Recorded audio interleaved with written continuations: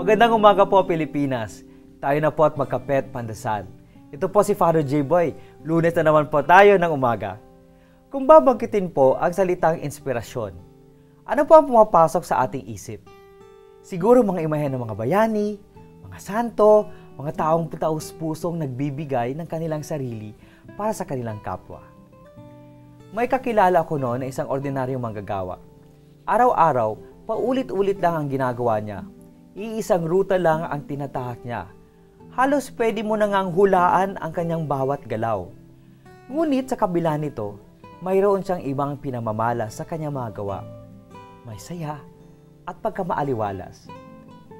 Nung tinanong namin siya kung ano nagbibigay sa kanya ng saya, simple lang ang kanyang sagot: pagmamahal. Hindi na tayo kailangan pa maging sikat, martir o waran para maging isang inspirasyon. Kung dadagdagan lang natin ng pagmamahal ang mga maliliit na ginagawa natin, mag-iiba ang pagtingin natin sa ating mga gawa. Maaari pa tayo maging inspirasyon sa iba.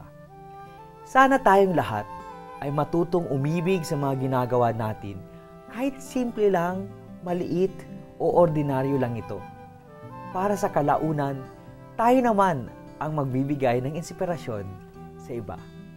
Magandang umaga po.